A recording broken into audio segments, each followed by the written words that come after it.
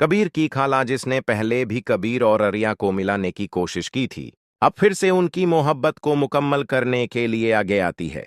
वह सीधे अरिया के पास जाती है, लेकिन अरिया उसे भी सख्त जवाब देती है। इसके बावजूद कबीर की खाला अरिया की आंखों में कबीर के लिए छुपी मोहब्बत को और उसके लफ्जों के पीछे का दर्द महसूस कर लेती है।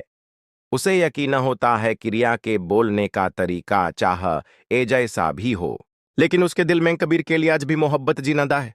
कबीर भी सबसे बेपरवाह नहीं रह पाता और वो फिरस एरिया से मिलने का फैसला करता है। वो उसे मनाएगा और अपनी जिंदगी में वापस लाएगा, क्योंकि कबीर खान की मोहब्बत इतनी आसानी से खत्म नहीं होती। इधर हर कोई रिया को समझाने में लगा हुआ है। मां बीना भी रिया से गुस्से में बात करते हुए उसे समझाने की कोशिश करती है, मगर रिया कुछ समझ नहीं पाती। उसके आंसू, उसका गुस्सा, उसकी बेचैनी, वो अब तक नहीं जानती कि उसी की अपनी बहन उसके साथ खेल रही है। आसमा जोरो जबरदस्ती से कबीर और अरिया को अलग करने में लगी हुई है। शफ जौहर पल रिया को सच्चाई से रूबरू करवाने की कोशिश कर रही है। रिया को झकझोरती है, चिल्ला कर कहती है, रिया तो होश में आओ। कबीर तुमसे सच्चा मोहब्बत करता है, उसकी मोहब्बत कभी झूठी नहीं थी।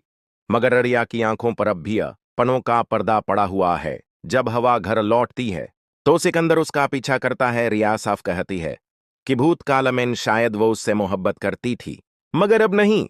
यहां कहती है अगर उसकी शादी सिकंदर से हो भी जाती तो वो शायद अगले ही दिन तलाक ले लेती। क्या ऐसे में भी सिकंदर उसे छोड़ देता? नहीं, कभी नहीं।